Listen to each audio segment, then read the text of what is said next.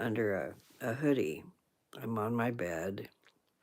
It's in the middle of the night and I can't sleep. I have things on my mind. And no, I don't know how to do all this stuff. And let you guys know I'm going to go live. I just kind of go live. So I wonder, anybody out there?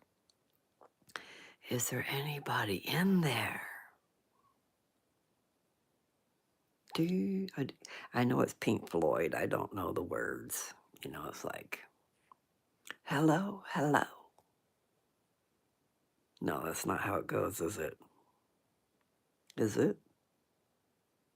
Is there anybody in there?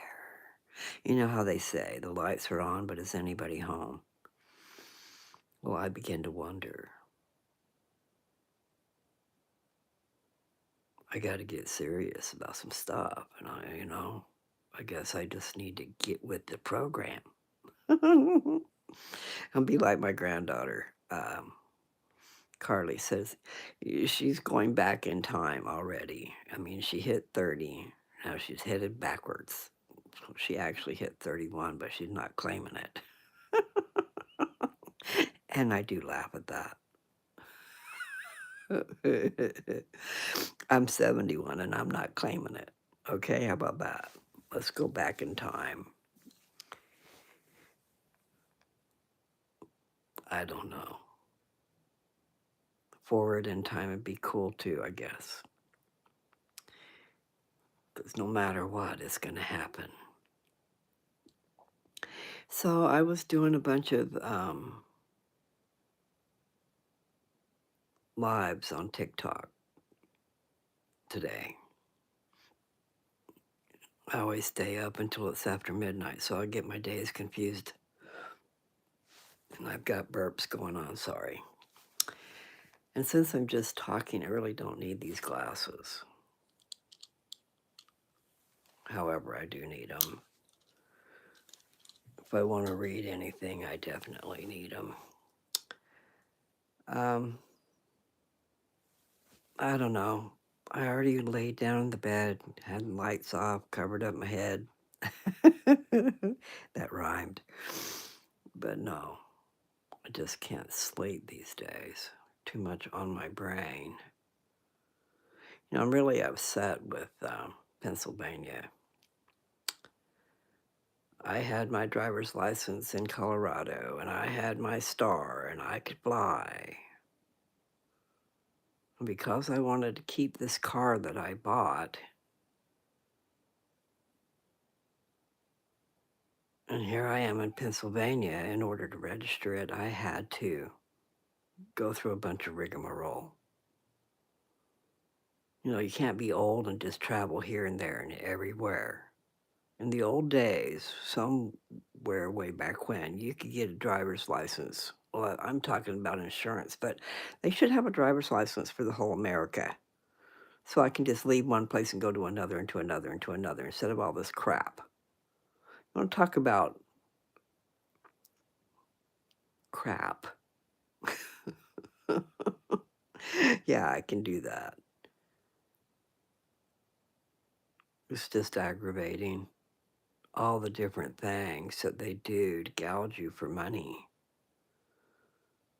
Buying of vehicles, registering of vehicles.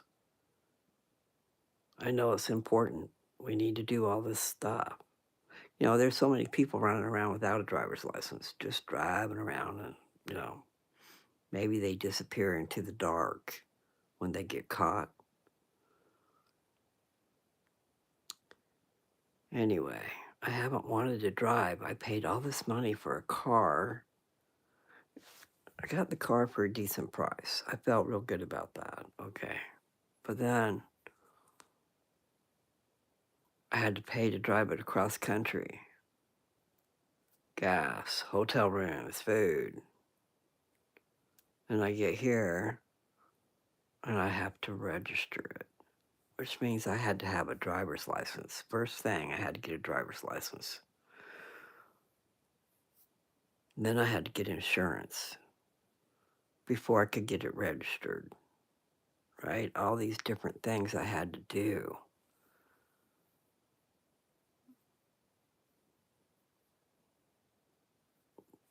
But what I started to say was about Pennsylvania when I went to get the driver's license. They would not accept everything that I had. I had a lot of stuff, okay? But they would not accept a copy of my marriage license to Joe. I had to prove why I changed my name to Perry. You know, I had a social security card with the name Perry. I had my Colorado driver's license with a star with the name Perry. All these different things, and they wouldn't give me a real ID. This is not a real ID because I didn't have a certified copy of my marriage license to Joe. Well, I guess I better set about trying to do that because I can't even fly. They took my flying privileges away. I think that's just mean. The guy was mean. He wanted me to prove all the different names I've had since I was young, you know? What a pain. So many things are what a pain. Gonna go to the pain clinic for that. I'm trying to be quiet because I'm the only one up. Anyway,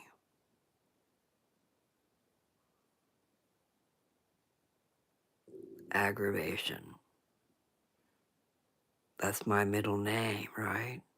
I need to be happy. I need to not be happy. I mean, I need to not worry about things. You know, stress, they say stress is a killer, but here I are. Let me be stressing all the time.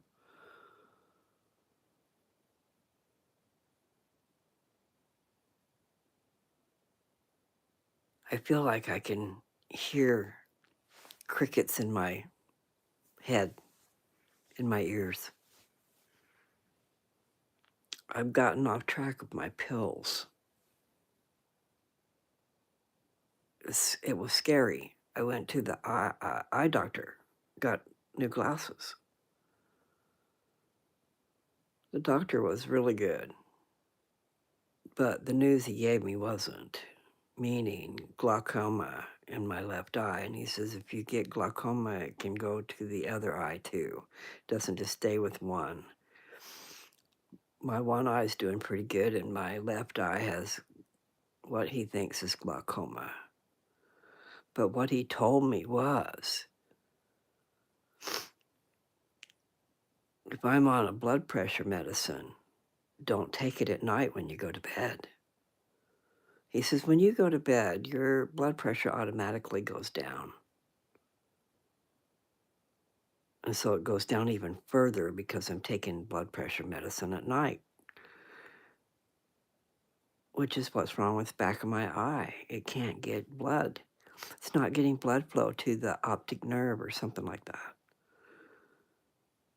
So anyway, I got a little freaked out about that. And I had my regimen going on where my pills are at night because these pills make you sick. So if you take it at night when you go to bed, you don't notice it because you're asleep. But this is the second time a blood pressure medicine has given me trouble, and maybe even longer because the the pharmacist told me, a while back, I was complaining about a medicine that was making me sick to the pharmacist, and he says, "Look back here." He said, "You look back here. Everything back there." He says, "Everything in here makes you sick."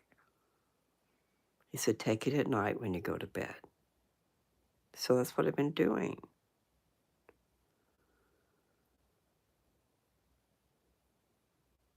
Anyway, I might have quit taking blood pressure medicine once before. I can't really remember. They got me back on it because my blood pressure was pretty high. Pretty way high. I know. I got this thing on my head that's making my hair all pooped up. But, so it's been a while now, but I mean, my legs were really getting weak. I couldn't walk. Come to find out, it was a blood pressure medicine. I don't know what that's trying to say. Something about a sticker. I have to put my glasses on in order to see what's happening. But I just felt like getting on here and talking. I was going to just do a video and read what I was going to read earlier today. So anyway, those videos that I made on TikTok, I was doing 10-minute videos because that's all I can do until I get 50 followers. Once I get 50 followers, I can talk as long as I want. But so I was doing 10-minute videos about what's in the front of the Book of Mormon. There's a title page which tells you it was published in 1830, and then there's a page with the testimony of 3 witnesses, and then there's another page with the testimony of 8 witnesses. So I was trying to get about reading those, and then I started ranting and raving a little bit. I mean, if you followed me, you know I do that every once in a while. I just have a lot on my mind. But I was, any given subject that causes me to remember something, then you never know what's going to come up. My Papa Bear and the pain clinic, I talked about that. And really, people, someone needs to do something about that. I mean, and they don't know. If someone doesn't tell them, I don't know that they really realize that it's not a good deal.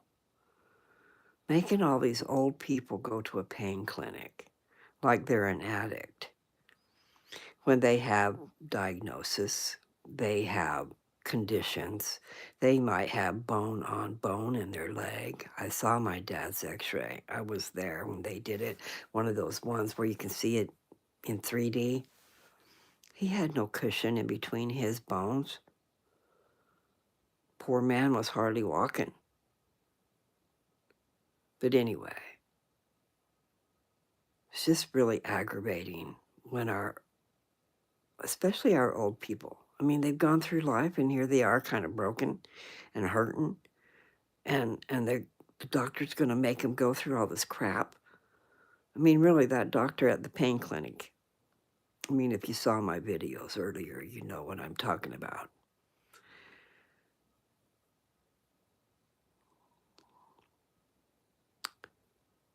And I'm sure that he's going to get his. Because he thought that if my dad couldn't get himself to that pain clinic and walk in there and be just fine, that he belonged in a nursing home, is what he told me. I told him that's not how that works.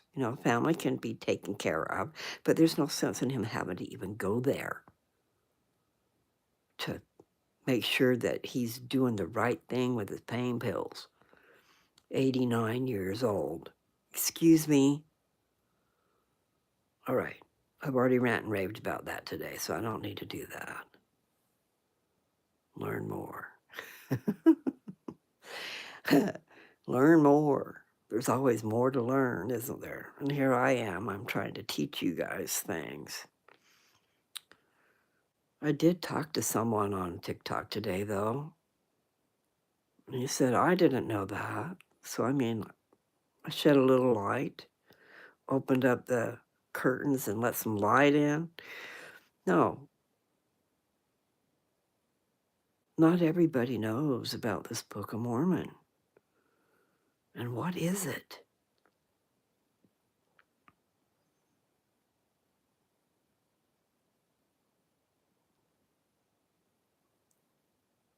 It's pretty wonderful, is what it is. Although, it's pretty horrible, too. I'm just saying there's some horrible things in it. And there's been some horrible things done to people who tried to bring it to light.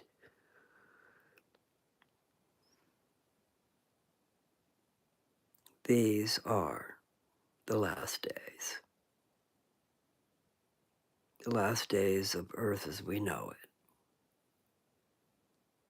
And the church is preparing for the second coming of Christ. So, when I say the church, it's the church of Jesus Christ, people, and it has been restored. It was promised that it would be restored to the earth before the second coming. And we are building up the kingdom, God's kingdom. Jesus is going to reign on the earth for 1,000 years. Where you've heard of it, I'm sure you must have heard of it, where the lion and the lamb will lay down together. And actually, the lion will eat grass. He will no longer eat meat. It's just what's going to happen during the millennium. So many things are going to happen before that millennium, before Jesus comes. But he's coming. So there's going to be a lot of things happening. I'm shivering. I've got my blanket on me and I got my hoodie on. But I'm still cold. I was going to buy me a little space heater a while back, but I didn't do it. I should have done that. I've got several of them in Colorado. All my stuff is in Colorado, except for the little bits I've gathered. You know, like I've got some clothes, and I have a car. This cost me a bloody fortune by now. I mean, I would even think about selling it, except for I can't fly. I pay a fortune just to be able to drive, and then I don't drive far. But I have to go to my doctor's appointments and things. And it is nice to have free agency. Not just free agency, but freedom to be able to go somewhere. But we sure have to pay a lot for that. It was like I was griping once before about what I started to say earlier was they used to would insure your driver's license, and then you didn't have to insure every dadgum vehicle. You know what that does? If you have to keep insuring vehicles, it stops you from buying vehicles. So the automobile business, the people who make those automobiles, they aren't selling as many, you know? Who can afford to pay? You got to buy the car and you got to buy the insurance and you got to buy the registration, and every single year there's a damn registration. Oh, and yeah, inspection stickers. So not only did I have to go through all that other stuff, once I got the car registered, I had 10 days in order to get my car inspected. You know, in the old days, way back in Perryton, Texas, I remember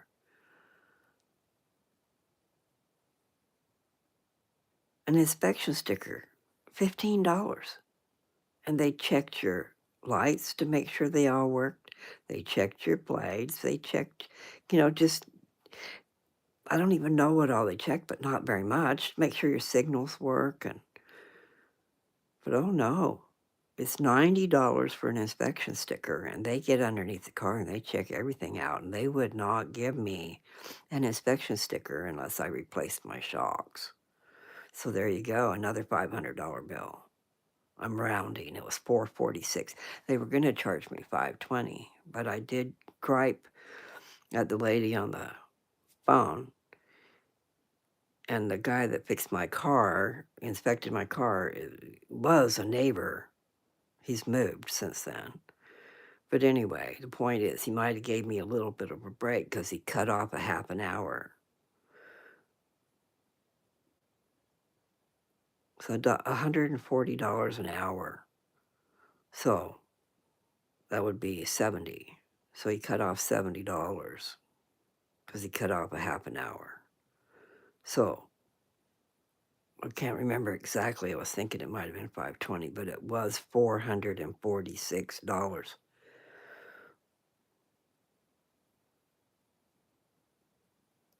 $391 for insurance. I don't remember all the different charges. 200 and almost seems like 249 for something. Add a Q&A sticker. Try it. I don't know what that means. Okay.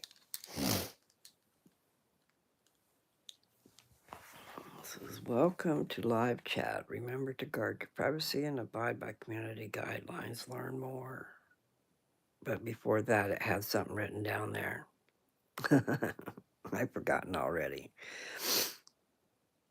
Anyway, so I posted a whole bunch of videos to YouTube tonight that were done earlier. And then I took and put them on Facebook again. When you share your video on Facebook from TikTok, it doesn't show the picture and it doesn't really tell what's going on. It just says, check out my videos. So I went ahead and took all those videos and put them on YouTube and then put them on Facebook so that maybe I'll get some views. Nevertheless, we shall see. We'll have to hope and pray that everything works out okay. I had to rhyme. I'm going to take this off my head, see what happens. I do like to laugh. I like to laugh. Hopefully I'll always be able to do that. My dad loved to laugh. I think that's where I got it. But sometimes he definitely annoyed people, including me. But I remember at church, they would get a little bit, when I say they, just certain ones, you know. But when you're trying to teach a class and you're being serious about it, and then someone's got to pop off and say something funny, I can see how it's aggravating because I taught a class. And I had been one that had caused trouble for someone else. In other words, interrupting their thoughts, interrupting their flow when you didn't need to. So I found out what that was like. But I did see a certain person get upset with my dad, you know, because it is true. and he could be corny. So, hot and cold and everything. I hope I'm not bothering anybody. I'm trying to talk low. But yes, it's late and I gotta go. What was that noise?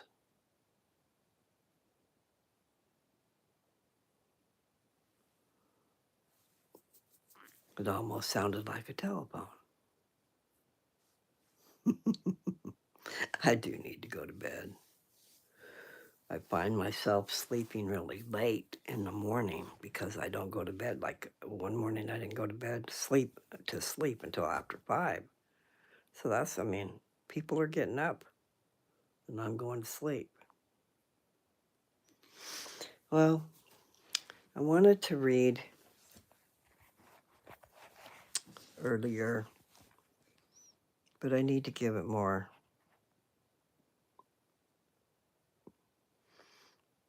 In other words, I probably should go walk into my office so I would be not around this bedroom.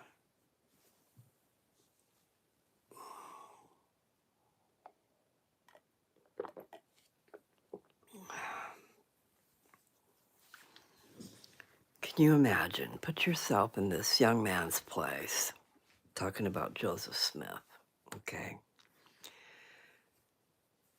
At 14 and a half, he saw a vision.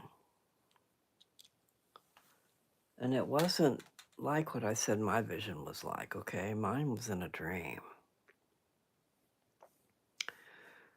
And I would think sometimes you could see a vision that might not be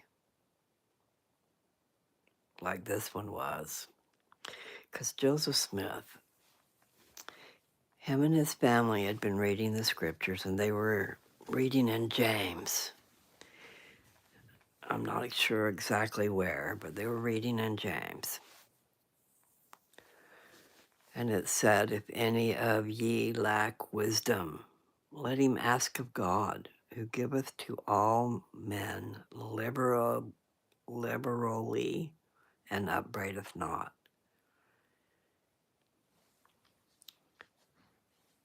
And there'd been quite a religious revival going on where Joseph Smith lived. Or they were in the country a little bit, I think, but in the community, there were all these different preachers trying to get you to come to their church because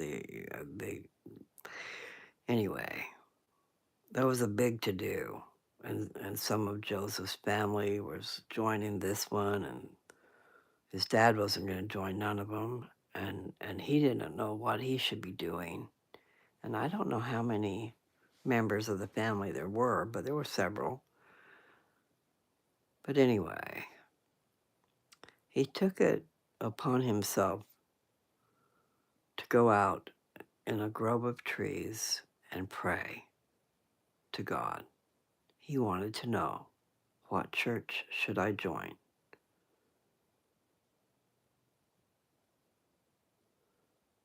And I'm going by my memory, but immediately upon starting to pray, he was seized upon by darkness, by the evil one.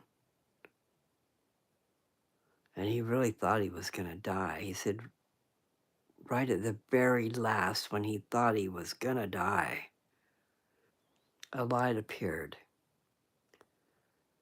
A light came down, not to the ground, but that darkness left, okay?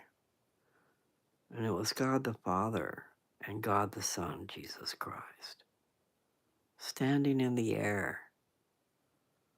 And God the Father said, this is my beloved Son, in whom I'm well pleased.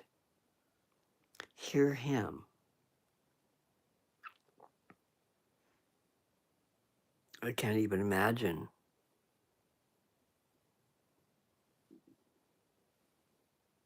talk about nervousness. Are you talking to God? So I don't know how all that went. Now, this testimony I was about to read to you is a testimony of Joseph Smith, and it's in the Book of Mormon. Okay, so this is about him getting those plagues.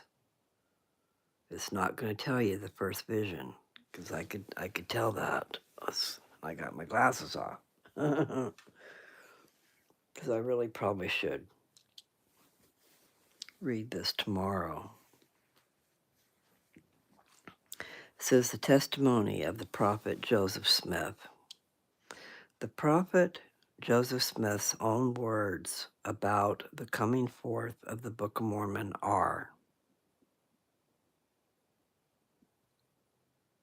I know I'm a mess.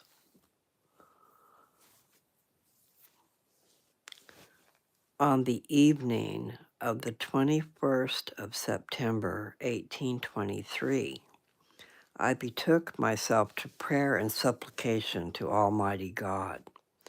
While I was thus in the act of calling upon God, I discovered a light appearing in my room, which continued to increase until the room was lighter than at noonday, when immediately a personage appeared at my bedside, standing in the air, for his feet did not touch the floor. He had on a loose robe, of most exquisite whiteness.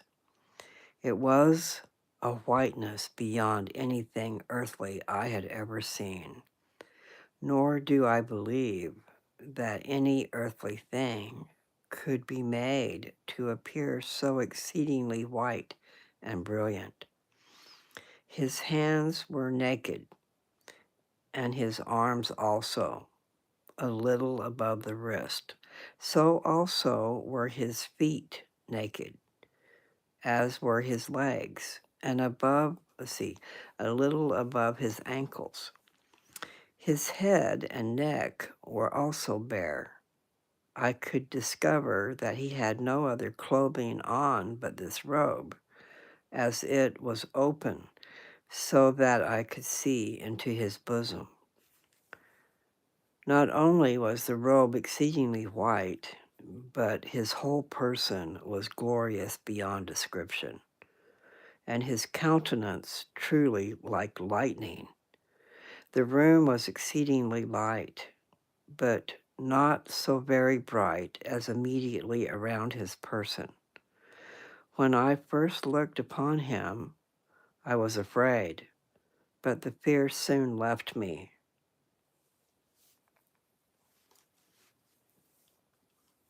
He called me by name and said unto me that he was a messenger sent from the presence of God to me, and that his name was Moroni, that God had a work for me to do, and that my name should be had for good and evil among all nations, kindreds, and tongues, or that it should be both good and evil spoken of among all people. He said, there was a book deposited, written upon gold plates, giving an account of the former inhabitants of this continent, and the source from whence they sprang. He also said that the fullness of the everlasting gospel was contained in it, as delivered by the Savior to the ancient inhabitants. I'm kind of holding it in. Sorry. The ancient inhabitants. Also, there were 2 stones in silver bows, and these stones fastened to a breastplate constituted what is called the Urim and Thummim, deposited with the plates, and the possession of you. Oh, and the possession and use of these stones were what constituted seers in ancient or former times, and that God had prepared them for the purpose of translating the book. Again, he told me that when I got those plates of which he had spoken, for the time that they should be obtained was not yet fulfilled, I should not show them to any person, neither the breastplate with the Urim and Thummim, only to those to whom I should be commanded to show them. If I did, I should be destroyed. While he was conversing with me about the plates, the vision was opened to my mind that I could see the place where the plates were deposited, and that so clearly and distinctly that I knew the place again when I visited it. After this communication, I saw the light in the room began to gather immediately around the person of him who had been speaking to me, and it continued to do so until the room was again left dark, except just around him, when instantly I saw, as it were, a conduit open right up into heaven, and he ascended till he entirely disappeared, and the room was left as it had been, had made its appearance. I lay musing on the singularity of the scene and marveling greatly at what had been told to me by this extraordinary messenger, when in the midst of my meditation, I suddenly discovered that my room was again beginning to get lighted, and in an instant, as it were, the same messenger, I got to say that again, the same heavenly messenger was again by my bedside. He commenced and again related the very same things which he had done at his first visit, without the least variation, which having done, he informed me of great judgments which were coming upon the earth, with great desolations by famine, sword, and pestilence, and that these grievous judgments would come on the earth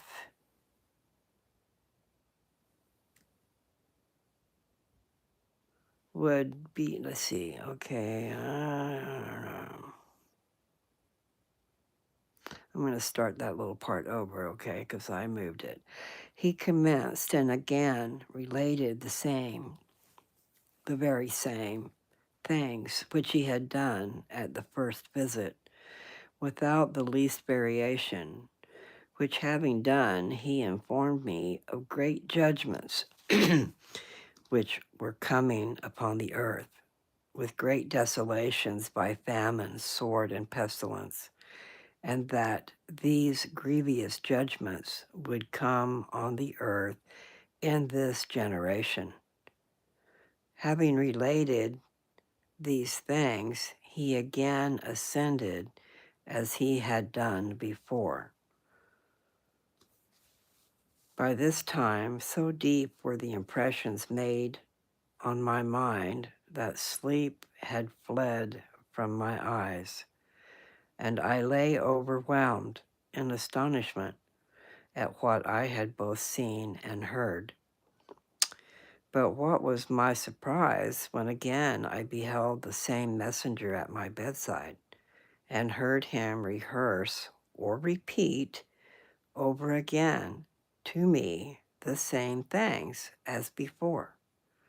And and added a caution to me, telling me that Satan would try to tempt me in consequence of the indigent circumstances of my father's family, to get the plates for the purpose of getting rich. This he forbade me, saying that I must have no other object in view in getting the plates but to glorify God, and must not be influenced by any other motive than that of building his kingdom. Otherwise, I could not get them. Come on. After this third visit, he again ascended into heaven as before, and I was again left to ponder on the strangeness of what I had just experienced, when almost immediately after the heavenly messenger had ascended from me for the third time, the cock crowed, and I found that day was approaching, so that our interviews must have occupied the whole of that night. I shortly I shortly arose. Gotta stop. Trying to be quiet. I shortly after arose from my bed, and as usual went to the necessary labors of the day. But in attempting to work, as at other times, I found my strength so exhausted as to render my entirely as to render me entirely unable. My father, who was laboring along with me, discovered something to be wrong with me and told me to go home. I started with the intention of going to the house, but in attempting to cross the fence out of the field where we were, my strength entirely failed me, and I fell helpless on the ground, and for a time was quite unconscious of anything. I know I need to put this up here, but I'm reading, so put you out there.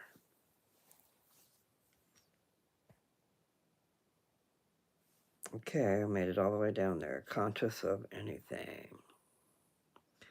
The first thing that I can recollect was a voice speaking unto me, calling me by name. I looked up and beheld the same messenger standing over my head, surrounded by light as before. He then again related unto me all that he had related to me the previous night, and commanded me to go to my father and tell him of the vision and commandments which I had received.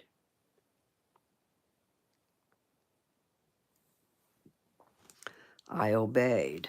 I returned to my father in the field and rehearsed the whole matter to him. He replied to me that it was of God, and told me to go and do as commanded by the messenger. I left the field and went to the place where the messenger had told me the plates were deposited, and owing to the distinctness of the vision which I had concerning it, I knew the place the instant that I arrived there. Convenient to the village of Manchester, Ontario, County, New York, stands a hill of considerable size and the most elevated of any in the neighborhood. On the west side of the hill, on the west side of this hill, not far from the top, under a stone of considerable size, lay the plates deposited in a stone box. This stone, this this stone was thick and rounding in the middle on the upper side and thinner towards the edges, so that the middle part of it was visible above the ground, but the edge all around was covered with earth. Having removed the earth, I obtained a lever, which I got a I like to put my own words in things, I'm sorry. Having removed the earth, I obtained a lever, which I got fixed under the edge of the stone, and with a little exertion raised it up. I looked in, and there indeed did I behold the plates, the Urim and Thummim, and the breastplate, as stated by the messenger. The box in which they lay was formed by laying stones together in some kind of cement. In the bottom of the box were laid 2 stones crossways of the box, and on these stones lay the plates and the other things with them. I made an attempt to take them out, but was forbidden by the messenger, and was again informed that the time for bringing them forth had not yet arrived, neither would it until 4 years from that time. But he told me that I should come to that place precisely in 1 year from that time, and that he would there meet with me, and that I should continue to do so until the time should come for obtaining the plates. Accordingly, as I had been commanded, I went at the end of each year, and at each time I found the same messenger there and received instruction and intelligence from him at each of our interviews, respecting what the Lord was going to do and how and in what manner his kingdom was to be conducted in the last days. At length, the time arrived for obtaining the plates, the Urim and Thummim, and the breastplate. On the 22nd day of September, 1827, having gone as usual at the end of another year to the place where they were deposited, the same heavenly messenger delivered them up to me with this charge, that I should be responsible for them, that if I should let them go carelessly or through any neglect of mine, I should be cut off, but that if I would use all my endeavors to preserve them until he, the messenger, should call for them, they should be protected. I soon found out the reason why I had received such strict charges to keep them safe, and why it was that the messenger had said that when I had done what was required at my hand, he would call for them. For no sooner was it known that I had them, that the most strenuous exertions were used to get them from me. Every stratagem that could be invented was resorted to for that purpose. The persecution became more bitter and severe than before, and multitudes were on the alert continually to get them from me if possible. But by the wisdom of God, they remained safe in my hands until I had accomplished by them what was required at my hand. When, according to arrangements, the messenger called for them, I delivered them up to him, and he has them in his charge until this day, being the, being the second day of May, 1838.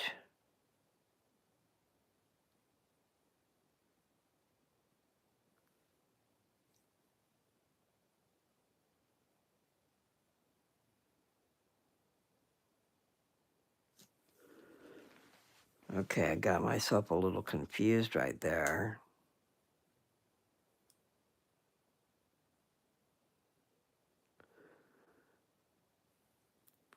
Because the Book of Mormon was published in 1830. Okay? And I would think that he would have took those records right away. I delivered them up to him, semicolon, and he has them in his charge until this day, being the second day of May, 1838. I'll just have to read a little bit more and maybe it'll clarify it, because he gave it to him. And that's what he just said, that he gave him the records and that he has it in his.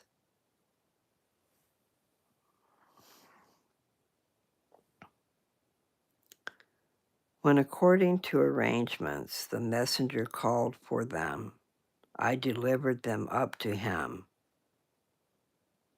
and he has them in his charge until this day, being the second day of May, 1838. For a more complete account, see Joseph Smith History and the Pearl of Great Price. The ancient record thus brought forth from the earth as the voice of a people speaking from the dust, and translated into modern speech by the gift and power of God, as attested by divine affirmation, was first published to the world in the year 1830 as the Book of Mormon. Okay,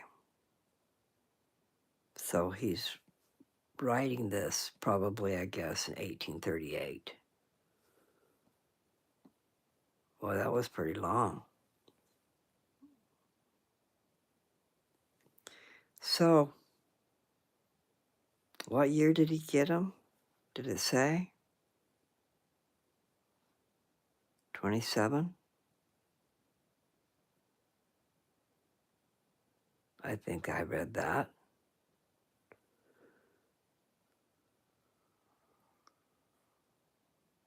Make myself dizzy trying to find it. I'm so dizzy, my head is spinning. Top fans. Okay, I tell you what, I'm going to try again to go to sleep. At least I accomplished something. And I hope that you were able to understand me. I know I didn't do the best job. Good night or good morning. And it'll be different wherever you are. So take care. Peace be unto you. Get that app, Gospel Library. You'll see a Christus, and it's in blue. So you've got a blue circle, and then you've got a white drawing of Jesus. Okay. Take care, people.